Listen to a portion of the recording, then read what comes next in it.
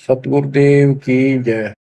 बंदी छोड़ कबीर साहिब जी की जय। बंदी छोड़ गरीबदास जी महाराज जी की जय। स्वामी राम देवानंद जी गुरु महाराज जी की जय हो। सर्व संतों की जय, सर्व भक्तों की जय, धर्मी पुरुषों की जय। श्री काशी धाम की जय, श्री सुडानी धाम की जय, श्री क्रोथा धाम की जय, श्री बरवाड़ा धाम की जय। सत्साई कबीर दंडवतम गोविंद गुरु बंदो अविजन सोए।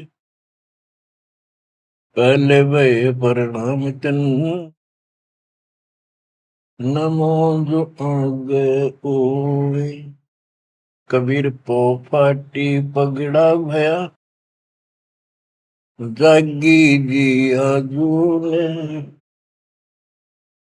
सबका हो को देते हो सोच समाना सोने। गरीब पर पट्टन नगरी साहेब बसे वेद न काहू देत। कीड़ी कुंजर पोसता अपना नाम नहीं ले तो। जय जय सतगुरु मेरे की जय जय सतगुरु मेरे की। सदा साहेबी सुख से वसियो उस सत्यलोक के डेरे की। जय जय सतगुरु मेरे की जय हो सतगुरु मेरे की। सदा साहेबी सुख से वसियो अमरपुरी के डेरे। बच्चों, अपनी गलती का एहसास होने के बाद उसी दिन से आत्मा तड़प रही है कि हमने वहां कैसा जुल्म किया। हम कितने सुखी थे इस पाप आत्मा के साथ। हम आ गए इस से जुल्म कर दिए, कुत्ते गधे सुअर कुतिया बनाए, हमारी दुर्गति कर दी। आत्मा रोती है और कल्पना करती है, हे सतलोक में रहने वालों, हे परमात्मा के लाडले राजकुमार राजकुमारियों, साहिबी वहां की सत्ता में रहने वालों, तुम सदा सुख से रहो। हमने तो अपने कर्म फोड़ लिए, हम कति जालिम हो गए, मन को छोड़ाए। जय जय सतगुरु मेरे की जय जय सतगुरु मेरे की। सदा साहिबी सुख से बसियो अमरपुरी के डेरे। निर्विकार निर्भय तुम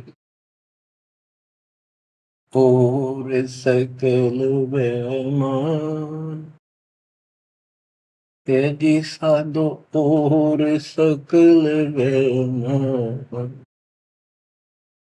शब पर तेरी साहिबी शब पर तेरी साहिबी तुझ पर साहिब नाम। निर्विकार निर्भय निर्विकार निर्भय तुझ और सकल बेमान। बच्चों, कर्म आदि हो तुम, अच्छी किस्मत पाई है तुम, आपको समझ पड़ी है उस परम पिता के घर रहने की। आपको परम पिता परमात्मा ने शरण में ले लिया।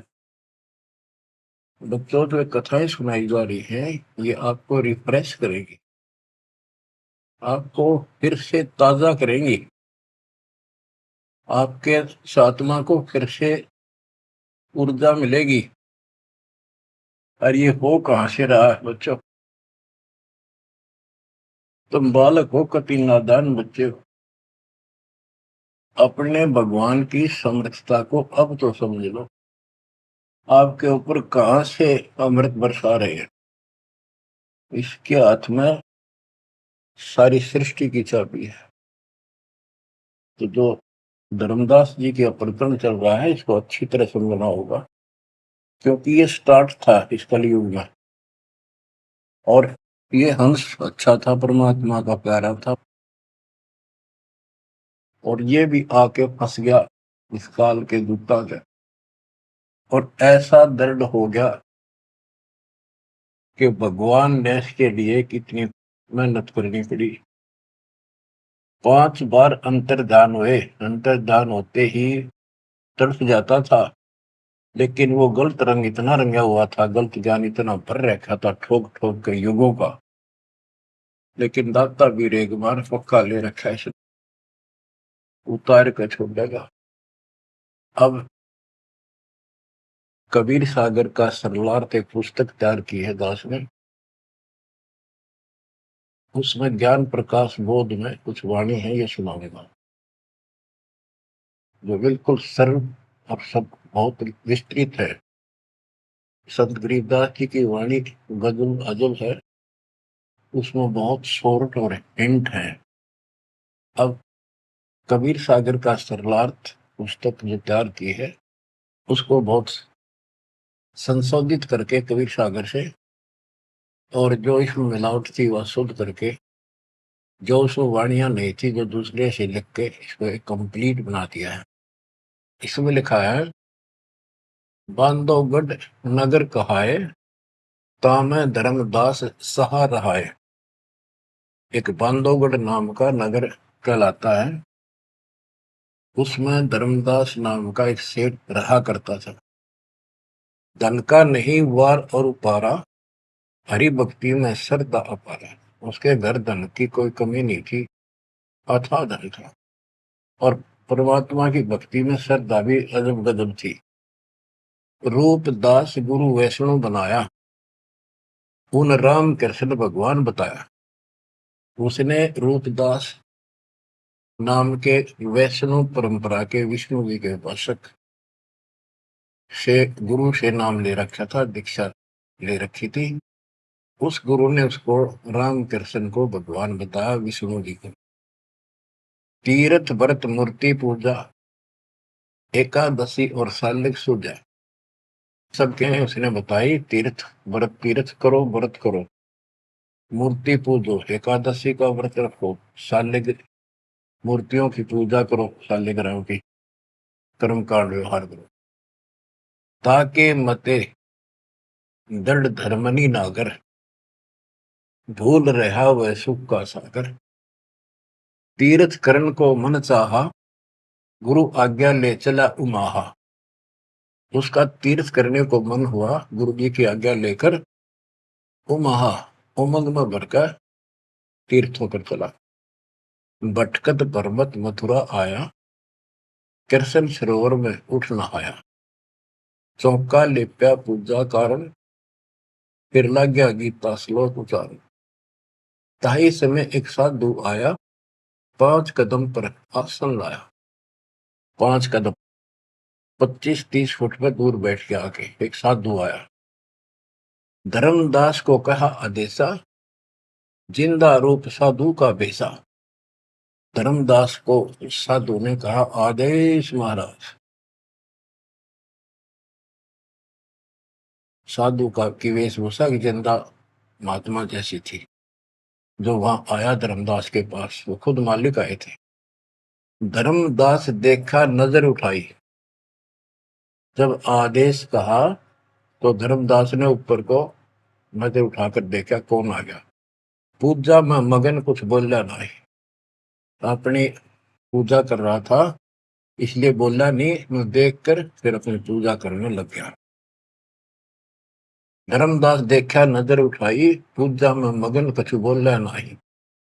जिज्ञासुवत देखे दाता, धर्मदास जाने सुन है बाता। जैसे एक जिज्ञासु होता है ना, भी उस तरह परमात्मा देखने लगे।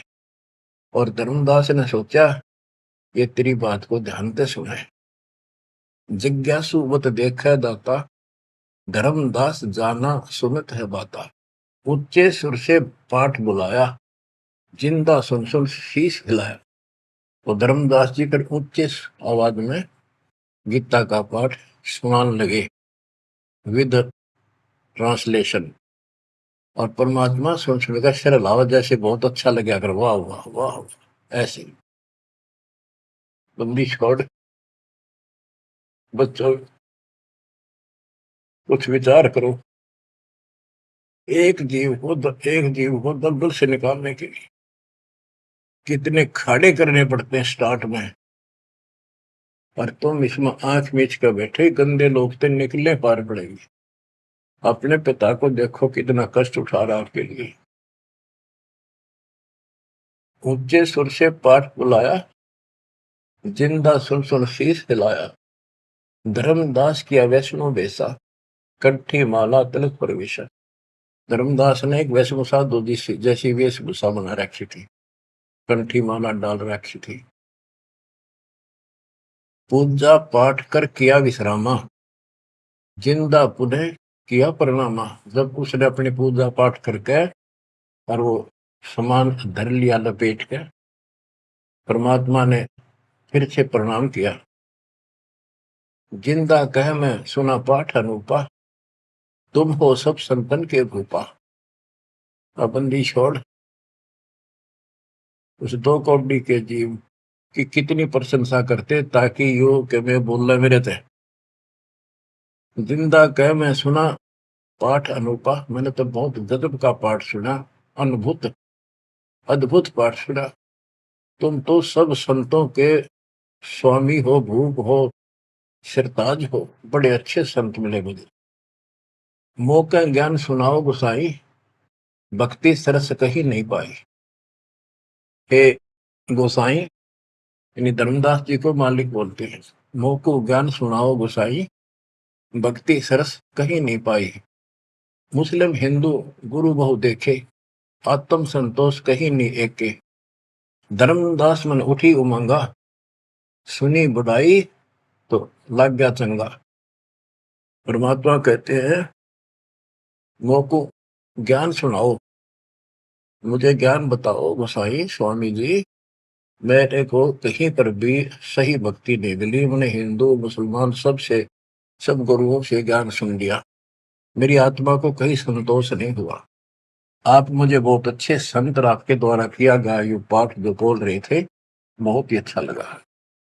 धर्मदास मन उठी उमंगा, उमंग उठी जब अपनी बड़ाई सुनी तो लग गया चंगा, अच्छा लगा। धर्मदास वचन, जो चाहो सो पूछो सा, सर्व ज्ञान संपन्न हो भक्ति रंगा। पूछो जिंदा जो तुम चाहो, अपने मन का भ्रम मिटाओ। परमात्मा बोले, तुम का को पाठ करत हो संता, निर्मल ज्ञान नहीं कोई अंता। कि आप किसका पाठ करे थे, ये पुस्तक का क्या नाम है, इसका इतना गजब का ज्ञान है, इसका कोई अंत ही नहीं। यानी उसको पूरी तरह परमात्मा ने प्रशंसा करके कति तैयार कर दिया, उमंग में भर दिया। मोको पुनः सुनाओ वाणी, ताते मिला मोह सारंग पानी। ये वाणी मुझे फिर सुनाओ, जिस पुस्तक को तुम पढ़ रहे थे, ताकि मुझे भगवान मिले। तुमरे मुख से ज्ञान मोह भाव है, जैसे जिह्वा मधु टपकावे। आपकी इतनी मीठी वाणी है प्यारी, जैसे शहद टपक रहा हो। तुमरे मुख से मुझे ज्ञान बहुत अच्छा लग रहा। अब नो बिना हुक्म बोलना को नहीं हो। परमात्मा हे बंदी छोड़, सोच सब छिदर मैं करूं अपने दिन के काज, अरण्य पूजो मार दूं नरसिंह दर का साज। धर्मदास सुनी जब कोमल बाता, पोथी निकाली मन हर्षा था। फिर उसने वह पोथी वह गीता फिर निकाल ली, बड़ी खुश होकर। अक देख कितनी अच्छी बात, एक जीव कि मुसलमान भी समझेगा, इसका कल्याण होगा। इन सब की कोशिश यही होती है कि हमारा ज्ञान सर्वोत्तम है और वह सबको समझा दे, इसलिए इस भक्ति ने कर ली। तो इस प्रकार प्रभात देखो बच्चों, या पुस्तक तुमने पढ़ी होगी, परिदास पढ़ा होगा ना, टीचर पढ़ा होगा, वो हर दिन बैठा कर। एक कबीर सागर के अंदर उग्र गीता नाम का चैप्टर है, उसमें तो बहुत कुछ अड़ंगा कर रखा उन्होंने। फिर एक अन्य कबीर सागर बहुत पुराना था, उसमें से ये वाणी इसमें लिखी गई, वो समझाते बिल्कुल clear word to word Gita को अलग से समझाया गया इसमें सिंपल भाषा में। इस पुस्तक के सरलार्थ करते समय उन वाणियों के सामने दास ने जिस भी अध्याय से संबंधित वो वार्ता है उनका अध्याय और श्लोक भी लिखा हुआ है, इसको आपको समझने में बहुत आसान रहेगी। धर्मदास जी को ज्ञान था कि जिंदा वेशधारी मुसलमान संत होते हैं, जबकि मुसलमान नहीं मानते कि पुनर्जन्म होता है, इसलिए पहले उसी प्रकरण वाले श्लोक सुनाए। हे अर्जुन, आपन जन्म मरण भो तेरे, तुम ना जानत याद है मेरे, नास रहित प्रभु कोई और रहाई, जा को कोई मार सकता नहीं। यानी ये गीता अध्याय 2 के 12, 4 के 5, 9 और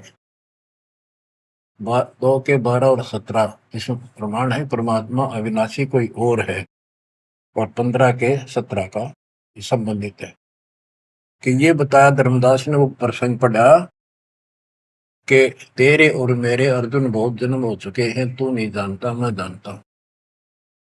हे अर्जुन, आपन जन्म मरण भो तेरे, तुम ना जानत याद है मेरे। ये गीता सिंपल लैंग्वेज में, वो गीता संस्कृत में। कबीर साहब को अनपढ़ कहते थे, उस अनपढ़ ने सारे पत्ते खोल रखे। नास रहित प्रभु कोई और रहाई, जा को कोई मार सकता नहीं। गीता अध्याय 2 श्लोक 12 में, 4 के 5, 9 में, 10 के 2 में कहा है कि तेरे और मेरे बहुत जन्म हो चुके हैं, तेरे याद नहीं मुझे पता है। और नास रहित तो उसको जान जिसको मारने में कोई सक्षम नहीं है। ये सिंपल वे में, वो संस्कृत। अर्जुन मन दो शंका आई, कृष्ण से पूछा विनय लाई। हे कृष्ण, तुम तत्परम बताया, अध्यात्म अधिभूत जनाया। वाका भेद बताओ दाता, मंदमती हो देव ज्ञान विदाता। 8 के 1, 2 में कृष्ण अस बोली बाणी, क्योंकि कृष्ण का मुख बोल रहा था, अब कृष्ण ही मान रहे थे तो कृष्ण को इस बताना पड़ा। कृष्ण अस बोली बाणी, देव पुरुष की महिमा बखानी, दिव्य पुरुष की तत्व ब्रह्म परम अक्षर ब्रह्म कहाया, जिन ये सब ब्रह्मांड बनाया। मम भक्ति करो मोको पाई, या मैं कुछ संशय नहीं। जहाँ आशा ता बासा हुई, मन कर वचन सुमरियो सोई। ये 8 के 1, 2, ये 8 से 10 तक की मेरी भक्ति करेगा मुझे मिलेगा। 8 के 5 और 7 का ये एक चौपाई में स्पष्ट कर दिया। मम भक्ति करो मोको पाई, या मैं कुछ संशय नहीं। जहाँ आशा ता बासा हुई, मन कर वचन सुमरियो सोई। ये 8 के 6 का। जो है सनातन अविनाशी भगवाना, वा की भक्ति करे तो वा पर जाना। जैसे सूरज चमके आसमाना, ऐसे सतपुरुष सतलोक रहाना। वा की भक्ति करे वा को पावे, बहुर नहीं जग में आवे। आपने बहुत सुन रखे, ये इसमें स्पष्ट हो गया कि उस परम अक्षर ब्रह्म दिव्य पुरुष की जो भक्ति करेगा तो उस पे चला जाएगा, फिर जन्म मरण नहीं होगा। तेरे मेरे जन्म मरण सदा रहेंगे। सत साहिब जी, इस वीडियो के बनाने का उद्देश्य हमारा किसी को भी नीचा दिखाना व किसी की भावनाओं को ठेस पहुंचाने का नहीं है। इस वीडियो के बनाने का उद्देश्य हमारा परमात्मा द्वारा तत्व ज्ञान को संसार में जन जन तक पहुंचाना है। तो आइए देखते हैं जगत गुरु तत्वदर्शी संत रामपाल जी महाराज जी द्वारा लिखी गई पुस्तक हिंदू साहिब बाण नहीं समझे गीता वेद पुराण, पेज नंबर 268 से। प्रत्यक्ष दृष्टा संतों ने बताया, कबीर काशी वाला धाणक जुलाहा परम अक्षर ब्रह्म यानी सत्य पुरुष है। प्रमाण, कबीर परमेश्वर सृजन करता है। पेश है 6 गवाह। कलयुग में परमात्मा अन्य निम्न अच्छी आत्माओं यानी दृढ़ भक्तों को मिले। प्रश्न नंबर 51, इस बात का कहाँ प्रमाण है कि कबीर जी जुलाहा यानी काशी भारत वाले ही समर्थ परमेश्वर हैं जिसने सब रचना की है? उत्तर, पहले यह सिद्ध करता हूँ कि काशी यानी बनारस शहर में जो कबीर नामक जुलाहा रहा करता था वह सब सृष्टि का रचने वाला परम अक्षर ब्रह्म है। इसके लिए अनेकों चश्मदीद गवाह यानी जिन्होंने उस समर्थ परमेश्वर को ऊपर सिंहासन पर बैठे देखा तथा बताया कि जो कबीर काशी शहर में जुलाहे की भूमिका किया करता था वही समर्थ परमेश्वर है। गवाह नंबर 1, संत गरीबदास जी, गांव छुड़ानी, जिला झज्जर, प्रांत हरियाणा यानी भारत देश वाले। संत गरीबदास जी 10 वर्ष के बालक अपने खेतों में गांव के अन्य ग्वालों के साथ प्रतिदिन की तरह गायें चराने गए हुए थे। विक्रमी संवत 1774 यानी सन 1717 यानी फाल्गुन महीने की शुदी यानी चांदनी द्वादशी को दिन के लगभग 10 बजे ग्वाले तथा बालक गरीबदास जी एक जांडी के वृक्ष के नीचे छाया में बैठकर भोजन खा रहे थे। परमेश्वर जी जिंदा बाबा यानी अल खिज्र के वेश में ऊपर आसमान वाले तख्त से चलकर कुछ दूरी पर धरती के ऊपर उतरे तथा ग्वालों के पास गए। वह जांडी का पेड़ गांव कबलाना से गांव छुड़ानी को जाने वाले कच्चे रास्ते पर था तथा कबलाना की सीमा के सटे संत गरीबदास जी के खेत थे। यानी संत गरीबदास जी के पिताजी के पास गांव में 1375 एकड़ जमीन थी। उसी जमीन पर चरगाह बना रखी थी जिसमें गांव छुड़ाने के अन्य निर्धन व्यक्ति भी अपनी गायों को चराने के लिए जाया करते थे। बाबा जिंदा यानी साधु को देखकर बड़ी आयु के ग्वालों में एक ने कहा कि बाबा जी भोजन खाओ। साधु ने कहा, भोजन तो मैं अपने डेरे से खाकर आया हूँ। कई ग्वाले एक साथ बोले, यदि भोजन नहीं खाते तो दूध पी लो। परमेश्वर ने कहा कि दूध पिला दो, परंतु दूध उसका पिलाओ जिसको कभी बच्चा उत्पन्न न हुआ हो, यानी कंवारी गाय का। पालियों ने उसे मजाक समझा। Page number 269।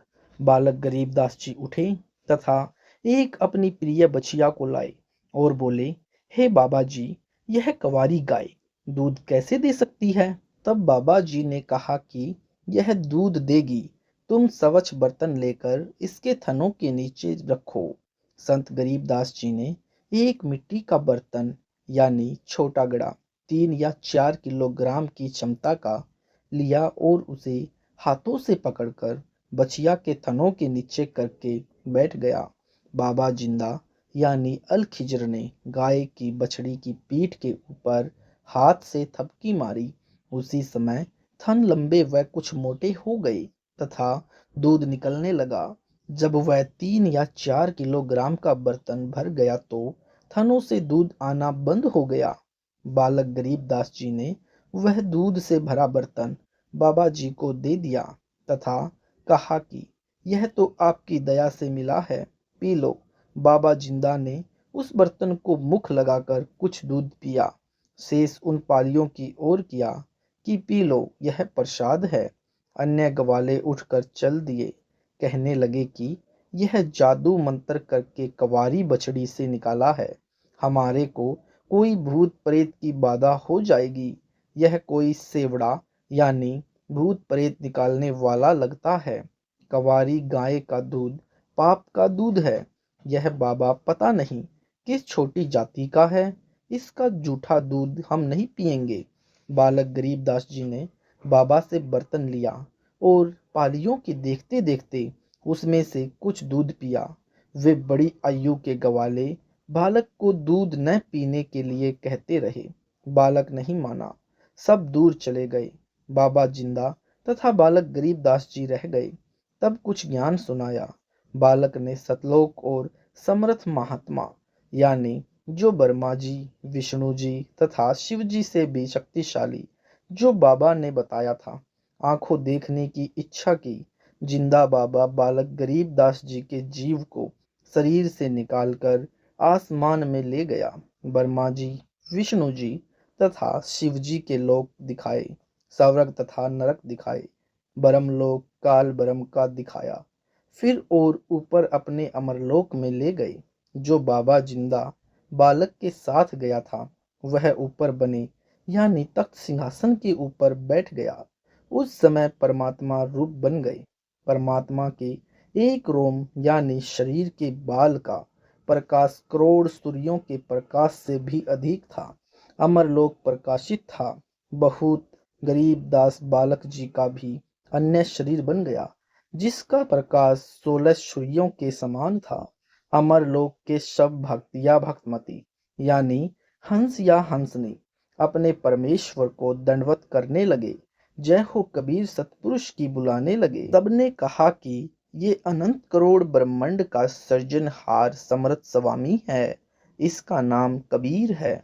फिर परमात्मा ने सब ज्ञान अपने नबी गरीबदास जी की आत्मा में डाल दिया।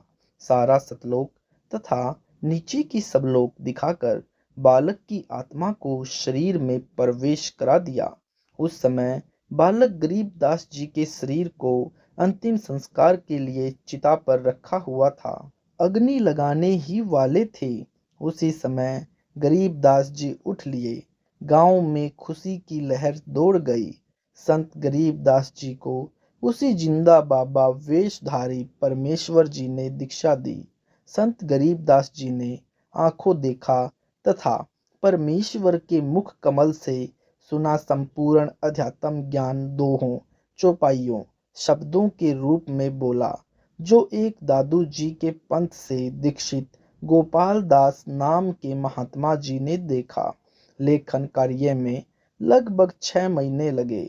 संत गरीबदास जी ने बताया, गरीब, हम सुल्तानी नानक तारे दादू को उपदेश दिया, जाति जुलाहा भेद न पाया, काशी माहे कबीर हुआ।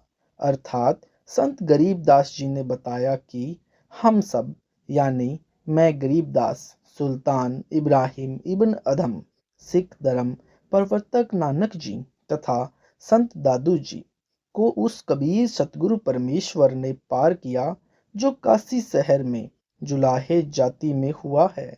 फिर कहा है कि गरीब अनंत कोटि ब्रह्मंड का एक रति नहीं भार, सतगुरु पुरुष कबीर हैं, कुल के सृजनहार अर्थात सर्व ब्रह्मंडों के उत्पत्ति करता यानी सारी कायनात के सृजनहार यानी सृजन करता मेरे सतगुरु तथा परमेश्वर कबीर जी हैं। उन्होंने सब लोकों, तारागण तथा सब नक्षत्रों यानी सूर्य, चांद, ग्रहों को बनाकर अपनी शक्ति से रोका हुआ है, जिसे विज्ञान की भाषा में गुरुत्वाकर्षण शक्ति कहते हैं। उस सृजनहार कबीर के ऊपर इस सारी रचना यानी अनंत करोड़ ब्रह्मांडों का कोई भार नहीं है। जैसे वैज्ञानिक ने वायुयान बनाकर उड़ा लिया, स्वयं भी उसमें सवार हो गया। जिस प्रकार उस वायुयान का वैज्ञानिक के ऊपर कोई भार नहीं है, उल्टा उसके ऊपर सवार है, इसी प्रकार कबीर कादिर अल्लाह सब लोकों की रचना करके उनके ऊपर सवार है तथा सारे जीव सवार कर रहे हैं। इससे सिद्ध हुआ कि अल खिज्र ही अल कबीर है। गवाह नंबर 2 यानी संत दादू दास जी। संत दादू दास जी 11 वर्ष के बालक थे। तब गांव के बाहर जंगल में दादू जी को अल्लाह कबीर एक जिंदा बाबा के वेश में मिला। उनको भी सतलोक लेकर गए। आत्मा को निकालकर ऊपर अपने सतलोक में ले गए। दादू जी 3 दिन रात अचेत रहे।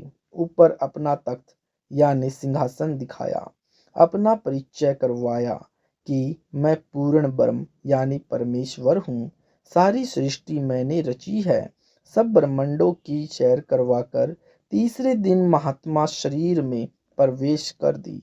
संत दादू दास जी सचेत हो गए। तब लोगों ने पूछा कि आपको क्या हो गया था। दादू जी ने बताया कि मेरे को एक बाबा के वेश में अल्लाह कबीर मिले थे और मुझे मोक्ष दी। Page number 271। ऊपर आसमानों पर लेकर गए थे दादू जी के साथ। उस समय कुछ अन्य हम उम्र बच्चे भी थे। उन्होंने भी बताया था कि एक बाबा ने जंतर मंत्र का जल बनाकर स्वयं पिया तथा पान के पत्ते को कटोरे रूप में बनाकर उसमें अपना जूठा पानी दादू को पिलाया था। फिर बाबा दिखाई नहीं दिया। दादू बालक बेहोश हो गया था। संत गरीबदास जी ने अपनी वाणी में परमेश्वर कबीर जी ने प्राप्त ज्ञान को इस प्रकार बताया है कि गरीब दादू को सतगुरु मिले, देई पान का पीक, बूढ़ा बाबा जिसे कहें, यह दादू की नहीं सीख। अर्थात संत दादू जी को सतगुरु रूप में कबीर अल्लाह मिले थे, जो एक जिंदा बाबा के वेश में थे। उन्होंने दादू जी को पान के पत्ते के ऊपर अपने मुख से निकाल जल डालकर दीक्षा के समय पिलाया था।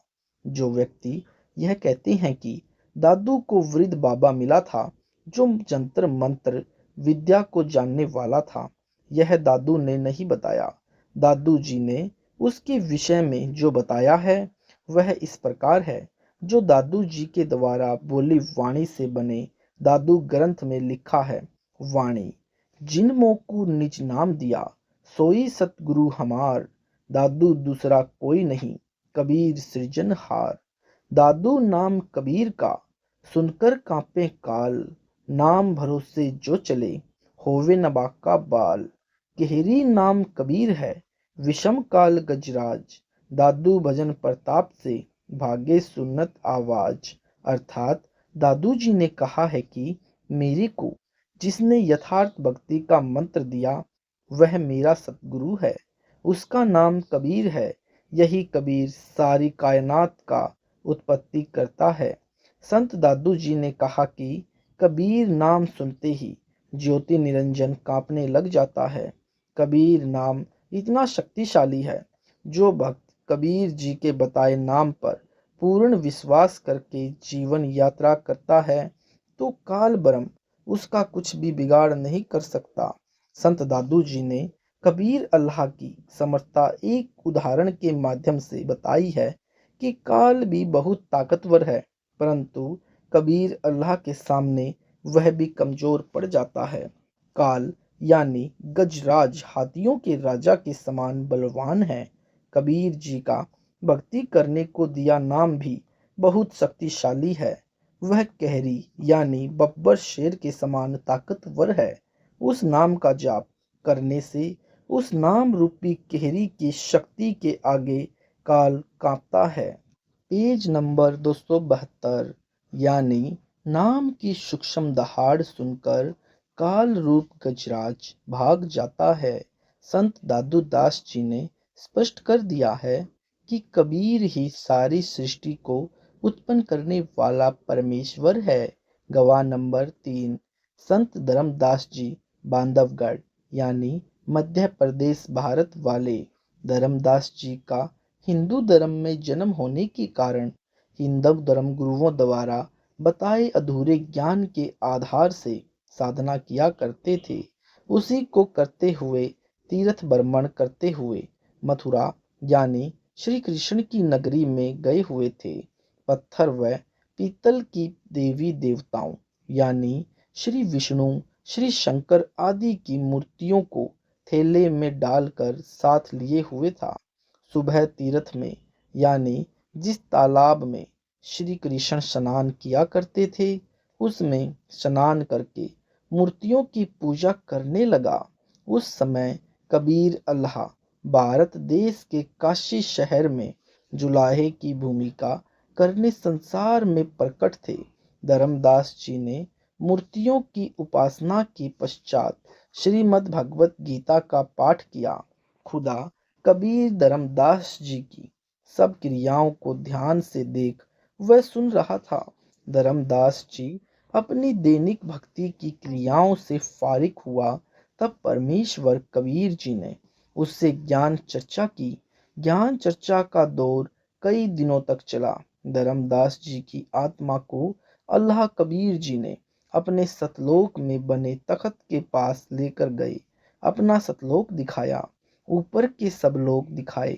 पृथ्वी पर धर्मदास जी 3 दिन तक बेहोश रहे। संपूर्ण अध्यात्म ज्ञान समझाकर पुण्य शरीर में प्रवेश कर दिया।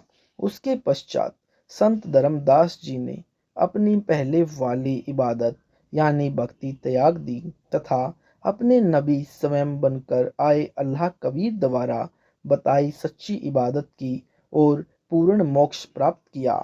धर्मदास जी ने अल्लाह कबीर की महिमा में अनेकों वाणी बोली। आज मोहित दर्शन दियो जी कबीर, अमर लोक से चलकर आए, काटन जम की जंजीर। हिंदू के तुम देव कहाए, मुसलमान के पीर। दोनों दीन का झगड़ा छिड़ गया, टोहा ना पाया शरीर। धर्मदास की अर्ज गुसाई, खेवा लगाइयो परले तीर। अर्थात धर्मदास जी ने सतलोक देखने के बाद माना कि काशी वाला जुलाहा कबीर सारी कायनात को उत्पन्न करने वाला कादिर अल्लाह है। उनकी महिमा विस्तार के साथ बताई जो आंखों देखी थी। गवाह नंबर 4 संत मलुक दास जी। संत मलुक दास जी को भी कबीर जी सतलोक लेकर गए। सब व्यवस्था दिखाकर वापिस शरीर में छोड़ा था। पहले मलुक दास जी श्री कृष्ण तथा श्री रामचंद्र यानी श्री विष्णु जी के परम भक्त थे। Page number 273।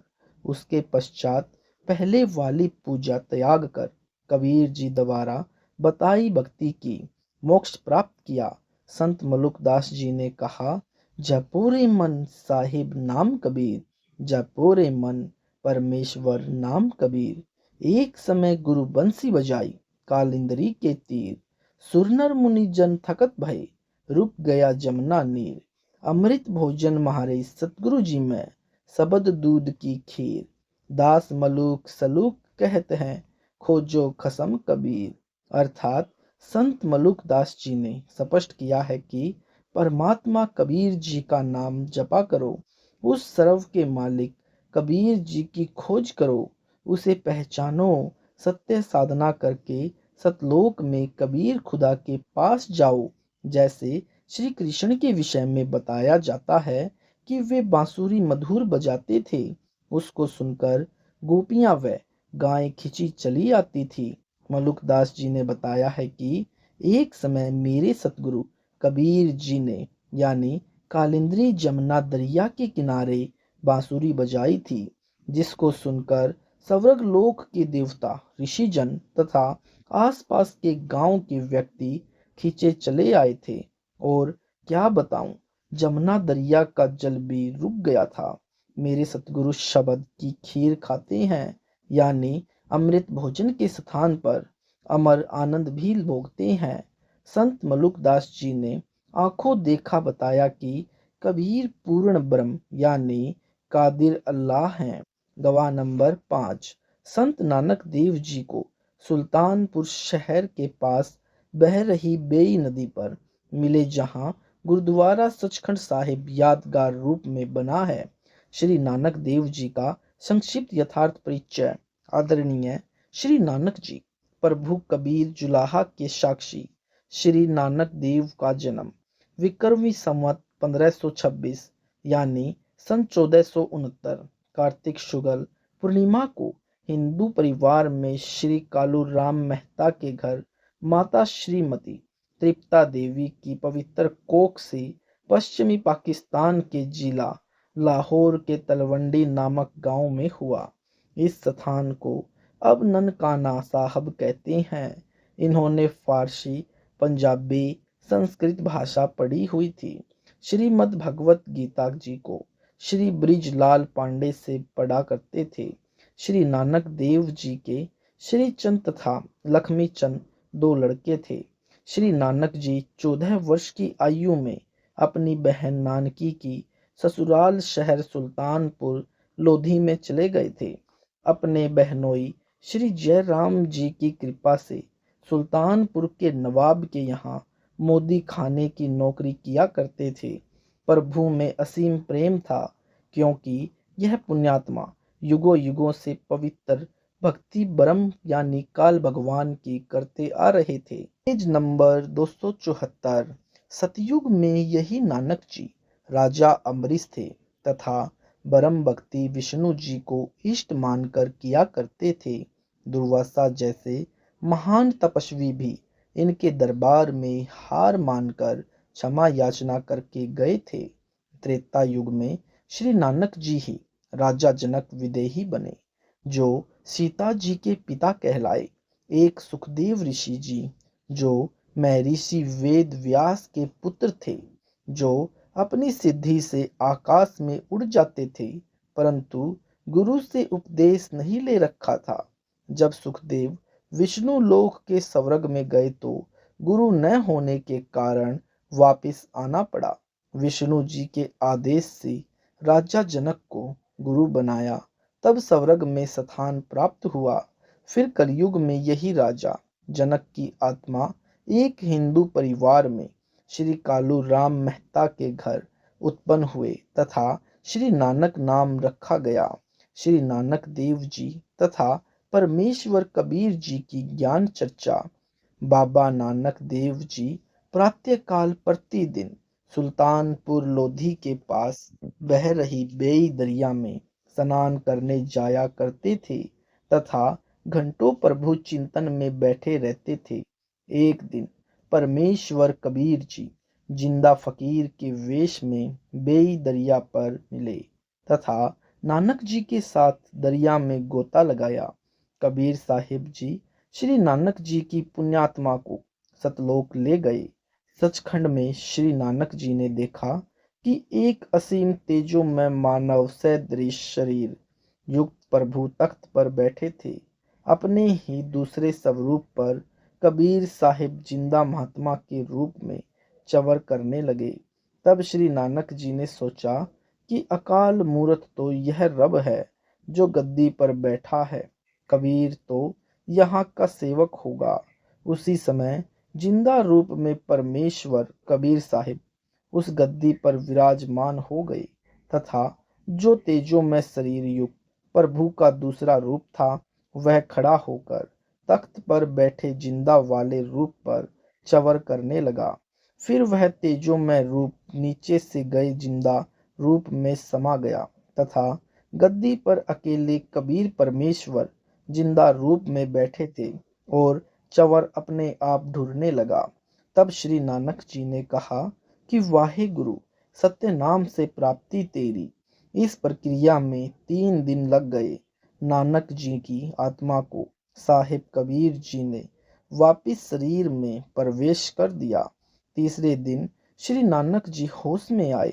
उधर श्री जयराम जी ने, यानी जो श्री नानक जी का बहनोई था, श्री नानक जी को दरिया में डूबा जानकर दूर दूर तक गोताखोरों से तथा जाल डलवाकर खोज करवाई, परंतु कोशिश निष्फल रही और मान लिया कि श्री नानक जी यानी श्री नानक जी दरिया के अथाह वेग में बहकर मिट्टी के नीचे दब गए। Page number 275। तीसरे दिन जब श्री नानक जी उसी नदी के किनारे सुबह सुबह दिखाई दिए तो बहुत व्यक्ति एकत्रित हो गए। बहन नानकी तथा बहनोई श्री जयराम जी भी दौड़े आए। खुशी का ठिकाना नहीं रहा तथा घर ले आए। श्री नानक जी अपनी नौकरी पर चले गए। मोदी खाने का दरवाजा खोल दिया तथा कहा, जिसको जितना चाहिए ले जाओ। तेरा तेरा कहकर पूरा खजाना लुटाकर शमशान घाट पर बैठ गए। जब नवाब को पता चला कि श्री नानक जी खजाना समाप्त करके शमशान घाट पर बैठा है, तब नवाब ने श्री जयराम जी की उपस्थिति में खजाने का हिसाब करवाया तो 760 रुपये श्री नानक जी के अधिक मिले। नवाब ने क्षमा याचना की तथा कहा कि नानक जी, आप 760 रुपये ले लो, जो आपके सरकार की ओर अधिक है, तथा फिर से नौकरी पर आ जाओ। तब श्री नानक जी ने कहा कि अब सच्ची सरकार की नौकरी करूंगा, उस पूर्ण परमात्मा के आदेशानुसार अपना जीवन सफल करूंगा। वह कबीर पूर्ण परमात्मा है जो मुझे बेई नदी पर मिला था। नवाब ने पूछा, वह पूर्ण परमात्मा कहाँ रहता है तथा यह आदेश आपको कब हुआ? श्री नानक जी ने कहा, वह सचखंड में रहता है। बेई नदी के किनारे से मुझे स्वयं आकर वही पूर्ण परमात्मा सचखंड लेकर गया था। वह इस पृथ्वी पर भी आकार में आया हुआ है। उसकी खोज करके अपना आत्म कल्याण करवाऊंगा।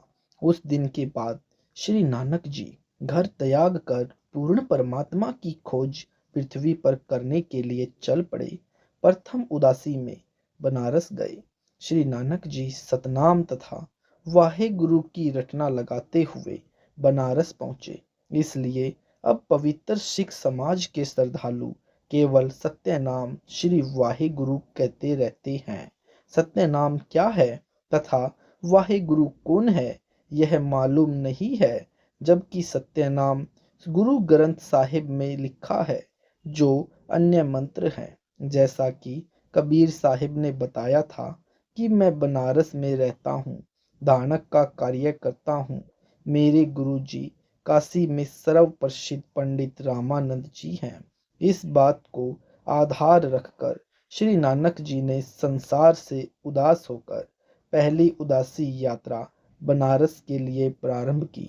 यानी प्रमाण के लिए देखें जीवन 10 गुरु साहिब, यानी लेखक सोडी तेजा सिंह, यानी प्रकाशक चतर सिंह जीवन सिंह, पृष्ठ नंबर 50 पर। परमेश्वर कबीर साहिब जी स्वामी रामानंद जी के आश्रम में प्रतिदिन जाया करते थे। Page number 276। जिस दिन श्री नानक जी ने काशी पहुंचना था, उससे पहले दिन कबीर साहिब ने अपने पूज्य गुरुदेव रामानंद जी से कहा कि स्वामी जी, कल मैं आश्रम में नहीं आ पाऊंगा, क्योंकि कपड़ा बुनने का कार्य अधिक है। कल सारा दिन लगाकर कार्य निपटाकर फिर आपके दर्शन करने आऊंगा। काशी में जाकर श्री नानक जी ने पूछा, कोई रामानंद जी महाराज है? सबने कहा, वे आज के दिन सर्व ज्ञान संपन्न ऋषि हैं। उनका आश्रम पंचगंगा घाट के पास है। श्री नानक जी ने श्री रामानंद जी से वार्ता की तथा सचखंड का वर्णन शुरू किया। तब श्री रामानंद स्वामी ने कहा, यह पहले मुझे किसी शास्त्र में नहीं मिला, परंतु अब मैं आंखों देख चुका हूँ, क्योंकि वही परमेश्वर स्वयं कबीर नाम से आया हुआ है तथा मर्यादा बनाए रखने के लिए मुझे गुरु कहता है, परंतु मेरे लिए प्राण प्रिय प्रभु है। पूर्ण विवरण चाहिए तो मेरे व्यवहारिक शिष्य, परंतु वास्तविक गुरु कबीर जी से पूछो, वही आपकी शंका का निवारण कर सकता है। श्री नानक जी ने पूछा कि कहाँ है कबीर साहिब जी, मुझे शीघ्र मिलवा दो। तब श्री रामानंद जी ने एक सेवक को श्री नानक जी के साथ कबीर साहिब जी की झोपड़ी पर भेजा। उस सेवक से भी सचखंड के विषय में वार्ता करते हुए श्री नानक जी चले तो उस कबीर साहिब के सेवक ने भी सचखंड व सृष्टि रचना जो परमेश्वर कबीर साहिब से सुन रखी थी, सुनाई। तब श्री नानक जी को आश्चर्य हुआ कि मेरे से तो कबीर साहिब के चाकर यानी सेवक भी अधिक ज्ञान रखते हैं। इसलिए गुरु ग्रंथ साहिब पृष्ठ 721 पर अपनी अमृत वाणी महिला 1 में श्री नानक जी ने कहा है कि हक्का कबीर करीम तू बेब परवदिगार, नानक बुगोयद जनु तुरा, तेरे चाकरा पाखाक। जिसका भावार्थ है कि हे कबीर परमेश्वर जी, मैं नानक कह रहा हूँ कि मेरा उद्धार हो गया। मैं तो आपके सेवकों के चरणों की धूल तुल्य हूँ। गुरु ग्रंथ साहिब के पृष्ठ 731 पर कहा है कि नीच जाति परदेसी मेरा, खिन आवे तिल जावे, जाकी संगत नानक रहंदा, क्यों कर मोंडा पावे। जब श्री नानक जी ने देखा यह धानक वही परमेश्वर है जिसको दर्शन सतलोक में किए तथा बेई नदी पर हुए थे, वहां यह जिंदा महात्मा के वेश में थे। यहाँ धानक के वेश में है। यह स्थान अनुसार अपना वेश बदल लेते हैं, परंतु स्वरूप तो वही है। वही मोहिनी सूरत जो सचखंड में भी विराजमान था, वही करतार यानी आज धानक रूप में बैठा है। श्री नानक जी की खुशी का ठिकाना नहीं रहा। Page number 277। आंखों में आंसू भर गए। तब श्री नानक जी ने अपने सच्चे स्वामी अकाल मूर्ति को पाकर चरणों में गिरकर सत्य नाम प्राप्त किया। तब शांति पाई तथा अपने प्रभु की महिमा देश विदेश में गाई। पहले श्री नानक देव जी एक ओंकार मंत्र का जाप करते थे तथा उसी को सत मानकर कहा करते थे, एक ओंकार। उन्हें बेई नदी पर कबीर साहिब ने दर्शन देकर सतलोक यानी सचखंड दिखाया तथा अपने सतपुरुष रूप को दिखाया। तब सतनाम का जाप दिया तथा तब श्री नानक जी की काल लोक से मुक्ति हुई।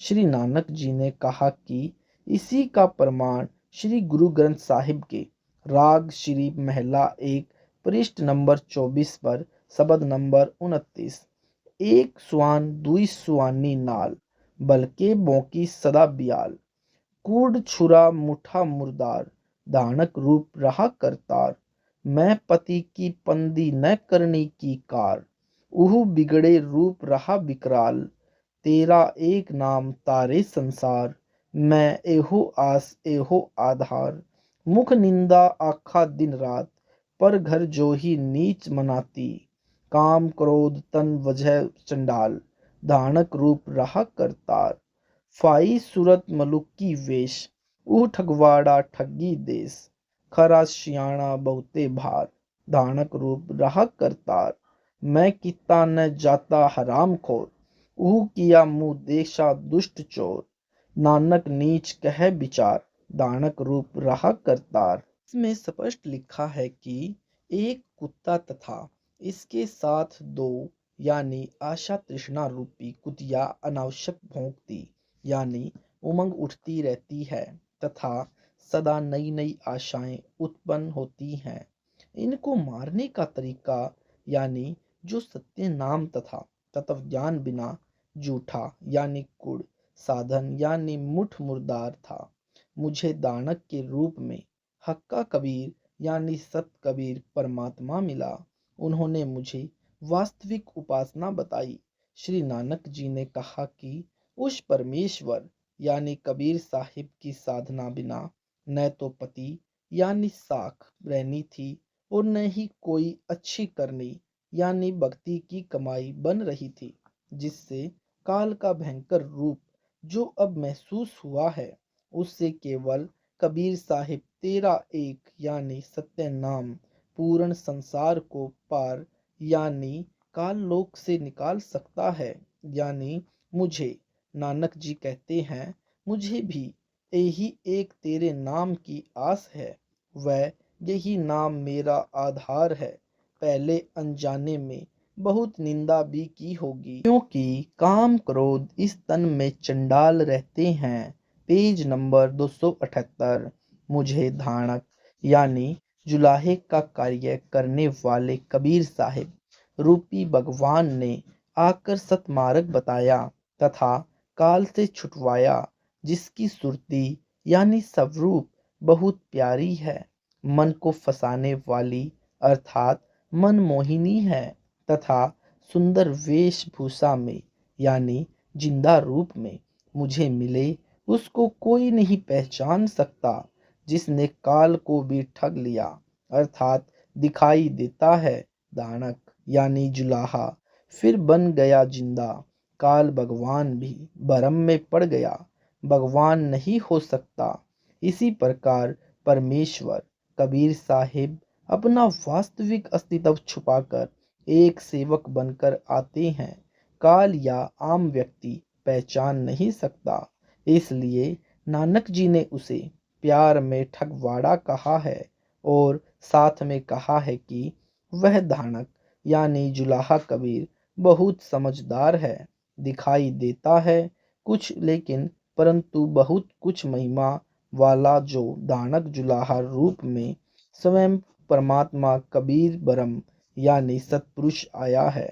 प्रत्येक जीव को आधीनी समझाने के लिए अपनी भूल को स्वीकार करते हुए कि मैंने यानी नानक जी ने पूर्ण ब्रह्म के साथ बहस की तथा उन्होंने यानी कबीर साहिब ने अपने आप को भी यानी एक लीला करके सेवक रूप में दर्शन देकर तथा यानी नानक जी को मुझको स्वामी नाम से संबोधित किया।